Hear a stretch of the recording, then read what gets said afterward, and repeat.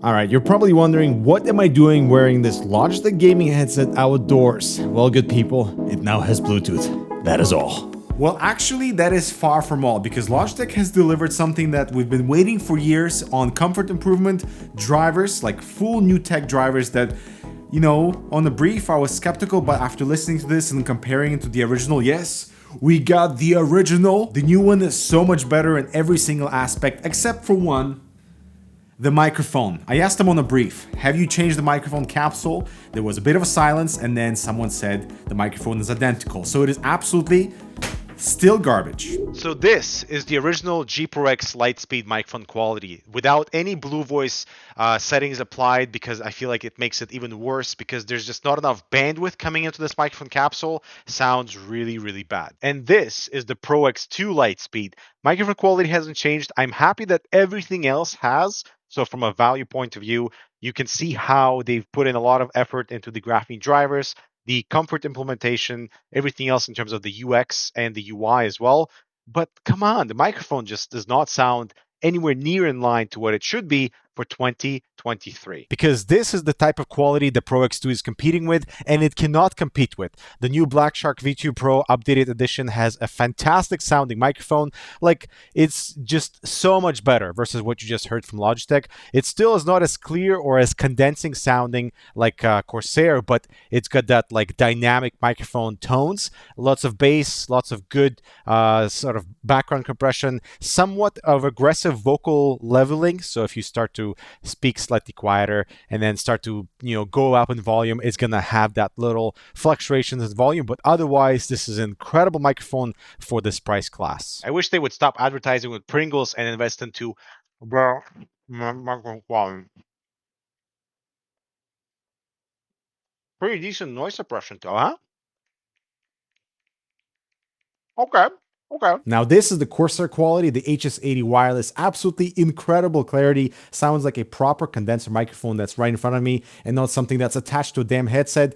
This, I think, is about 2 years old now, and the type of garbage that we hear from Logitech is absolutely unacceptable. Yeah, I guess I am kind of angry about this quality, but you should. Like, let's put them to a higher standard, please. Here's the Nova Pro Wireless, by the way. The microphone sucks, but swappable batteries, really good audio quality. If you get the Wicked cushions, it transforms this headset into like a forever. The microphone, though, I would say is slightly worse than Logitech, so at least the X Pro 2 can have that. But look at how cool these look.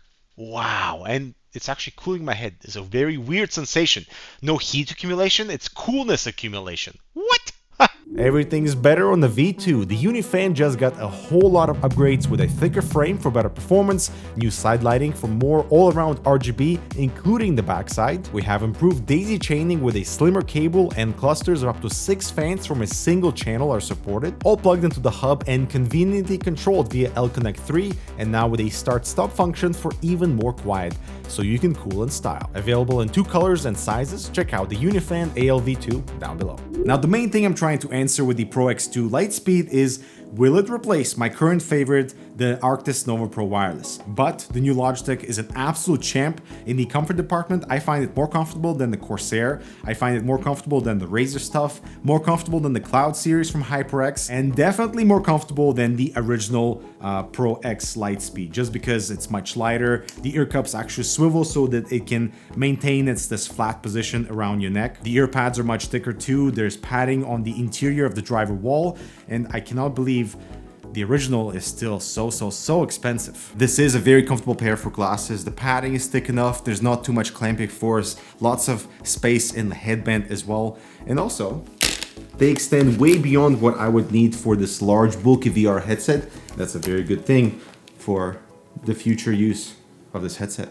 Nice. Now, living with the Pro X2 is made so easy. The power on cycle is almost instantaneous. As soon as you power on that switch, you have audio. You don't have to wait for it to establish connection. It's instantaneous. Now, the thing is, it does not have the simultaneous Bluetooth and 2.4 gigahertz connections, but you do have a button, so you can quickly switch between the Bluetooth mode and 2.4 gigahertz mode. And again, that establishing of a connection is instantaneous. You don't have to wait for anything. The power LED color also corresponds to 2.4 or Bluetooth, so you can can immediately see what is connected on the headset. You don't have to be thinking about it or remember what beep does what. The dongle LED, for example, is solid when you have the 2.4 gigahertz connection established, and it's flashing when you're off it or on Bluetooth. Now, as you can see, the dongle has an audio jack, and that is so you can pipe audio into the wireless dongle and get like 2 sources of audio playing on your headset. So right now I have my Diablo 4 and I can independently adjust the volume of that. And then we have audio coming from my Mac, getting fed by the included cable into the wireless dongle on my PC. And I can also hear the review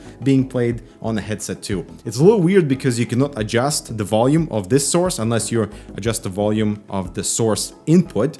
But otherwise, you can have like simultaneous 2 sources playing on the headset. I guess it's pretty unique. Aside from the headphone cable, we have a USB-C cable for charging. These velour earpads are included that significantly change the sound signature. Of course, we have the USB receiver that is labeled, and there's a carry pouch. The volume wheel is super smooth, adjustment is instantaneous, and that's the only volume you get. It's not like separate headset volume and separate Windows volume. This is combined. Then we have mic mute, but you can also just disconnect the microphone, and of course USB-C for charging. Now, when it comes to audio quality, I have been gravitating towards the new Pro X2 versus everything else that I have in the studio, including my Nova Pro Wireless. This thing, in comparison, sounds a little bit harsh on the high end. The bass region on the new headset is absolutely beautiful, tight, and especially with the leather ear pads, just really conceals and gives you all the detail and definition and clarity with the pleather ear cushions. But putting on the velour ones opens up your audio environment a little bit. You can hear a little bit of your environment. I like that. And it is so much better versus the original Pro X. The original one sounds way harsher than what I remember it to be. The bass region is not so good. The clarity on the high end, like I tend to reduce the volume of this because I'm like, oof, it sounds a little weird.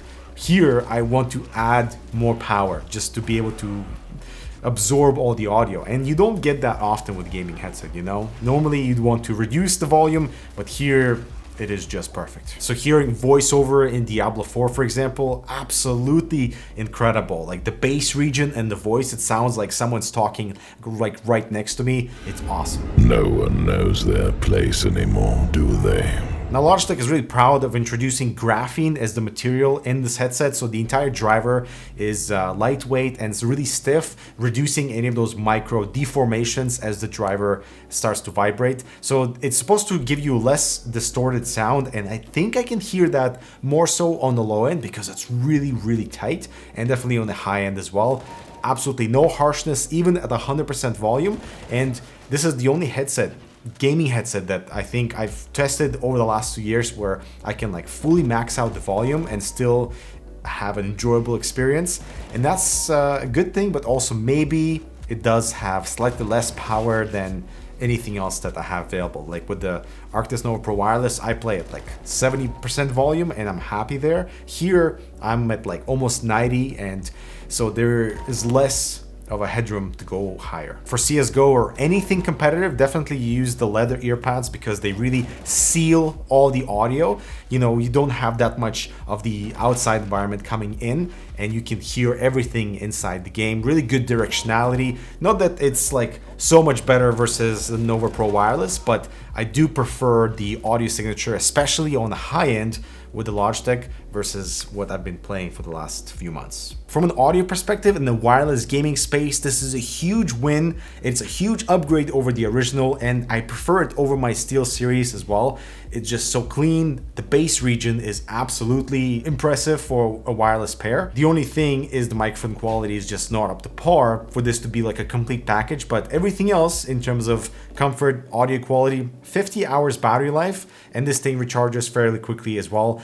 I would say it's a really nice package, except for the microphone quality. I wish the microphone quality was definitely better. It is really unfortunate Logitech acquired these blue microphones and then, you know, built in these actually pretty capable presets that all sound pretty bad when you take into account the microphone cannot take advantage of all this bandwidth information that these presets offer. And so you could fine tune to make it sound slightly better, but the default microphone is just not good enough. If you can find this on sale or you don't care about microphone quality, definitely a huge recommendation from me for just being able to experience really good wireless audio. There's no buzzing in the background when I'm using this in wireless mode, and I don't have anything playing in the background. The range is definitely on par and average, 5-6 meters away with a few walls in between, absolutely not a problem. And I do like the white model. So if you're into building out, your white peripherals and stuff, this is a really pretty headset, and it's been traveling with me in the backpacks and everything. And aside from like a minor scratch here and there, it's in pretty decent condition. All right, that's it for me. Thanks so much for watching. I'll talk to you in the next video.